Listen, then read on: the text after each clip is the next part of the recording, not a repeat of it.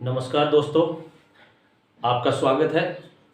अभी राजस्थान की जो एग्ज़ाम है उनसे संबंधित कुछ एक एक प्रश्न करके जो आपको राजस्थान का इतिहास बताने की कोशिश की है मैंने।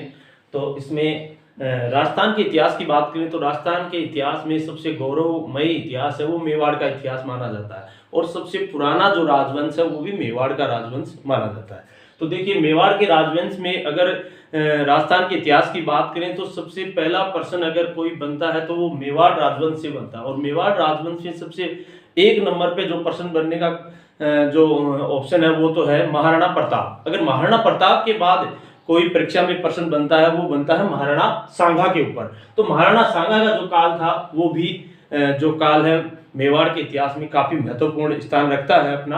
तो देखिए, प्रश्न है अगला, मेवाड़ के महाराणा सांगा का स्वर्गवास किस युद्ध के पश्चात हुआ था? देखिए, युद्ध में नहीं हुआ था, युद्ध के पश्चात हुआ था, ये बात आपको विदित है। और मैंने कुछ ऑप्शन डाले महाराणा सांगा से संबंधित जो युद्ध थे, सारे ही ऑप्शन महाराणा सांगा के युद्धों के हैं, तो आप देख सकते हो उसमें युद्ध।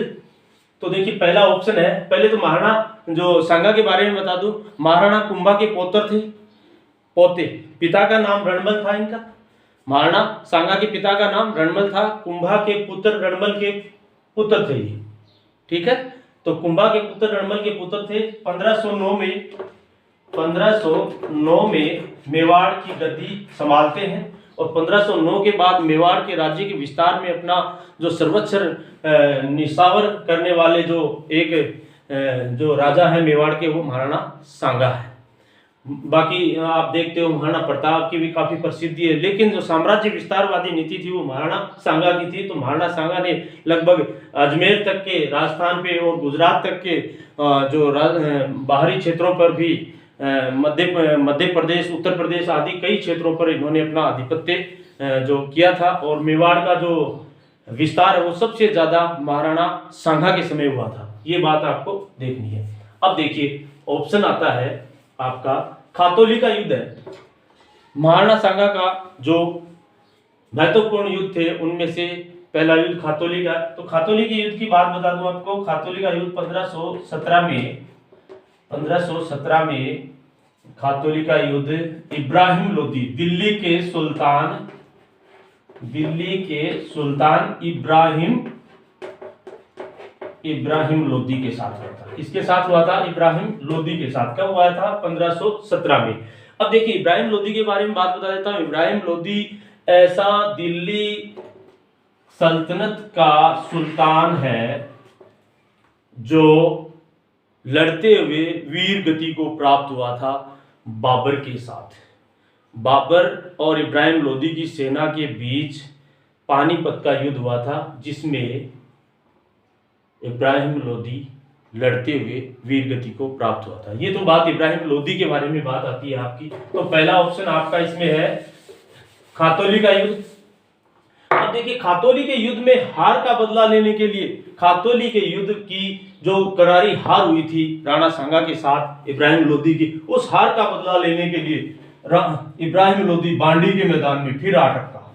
हार का बदला लेने के लिए बांडी के मैदान में जो आ टपका, और बांडी के मैदान में राणा सांगा के साथ फिर से युद्ध हुआ। राणा सांगा के साथ 1519 में युद्ध हुआ, और फिर से राणा सांगा तो वीर योद्धा था। राणा सांगा को आप जानते हो कितना पराक्रमी था, राजस्थान के इतिहास में सर्वोपरि स्थान है। फिर से धूल चटा दी इसको, इब्राहिम लोदी को क्या किया? फिर से धूल चटा दी, और इब्राहिम लोदी को तुरंत फिर से भागना पड़ा यहाँ से, और जाना पड़ा हार का मुंह देखकर। एक बार की हार से जी नहीं भरा, तो दूसरी बार की हार भी देखनी पड़ी इब्राहिम लोदी को। अब ये है। अब तीसरी बात आती है बयाना का युद्ध। अब देखिए, बयाना का युद्ध महत्वपूर्ण युद्ध है। बयाना का युद्ध किसके साथ हुआ? बात ये आती है। अब बयाना का युद्ध हुआ था बाबर के साथ। किसके साथ हुआ था? बाबर के साथ। बाबर राणा सांगा की सेनाओं के मध्य। राणा सांगा के साथ बाबर का पहला युद्ध होता है, वो बयाना के मैदान में होता है। बयाना भरतपुर में है, और वहां ये युद्ध होता है। बाबर की सेना को राणा सांगा की सेना ने जबरदस्त तरीके से, बुरे तरीके से हराकर वापस भेज दिया था।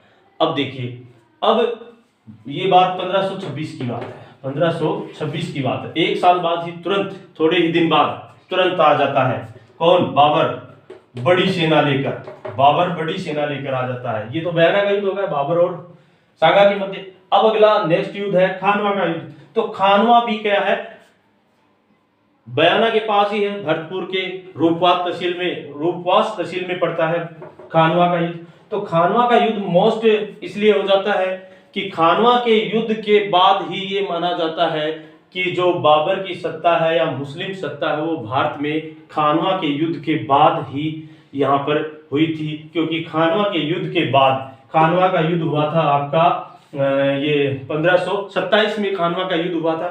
तो खानवा के युद्ध के बाद जो राणा सांगा है युद्ध में बुरी तरह घायल हो गया था। युद्ध में क्या हुआ, बुरी तरह घायल हो गया था। और घायल राणा सांगा को खानवा से सैनिक है वो मध्य प्रदेश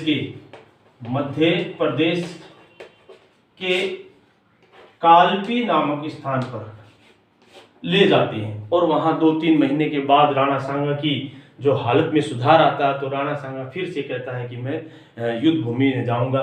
तो उसके बाद क्या होता है कि राणा सांगा की वहां पर मृत्यु हो जाती है। तो कुछ इतिहासकार ये बोलते हैं कि विश्वास पात्रों ने राणा सांगा को जहर दे दिया, विष दे दिया और उसकी जो हत्या कर दी कि भाई ये युद्ध किए जा रहा है, अपनी सेना को मरवाएगा, खुद तो मरा हुआ है ही, खुद तो घायल है ही और अपनी सेनाओं को मरवाने का काम करेगा। तो इसलिए विश्वास पात्र जो सैनिक है उन्होंने राणा सांगा को विष दे दिया और ये इनकी मृत्यु हो जाती है 30 जनवरी 1528 को। एक महान योद्धा, एक वीर और एक राजपूत जो इस दुनिया को छोड़कर चला जाता है। तो अपना उत्तर है मेवाड़ के महाराणा सांगा का स्वर्गवास किस युद्ध के पश्चात हुआ? तो खानवा के युद्ध के पश्चात महाराणा सांगा का देहांत हो गया था। Thank you.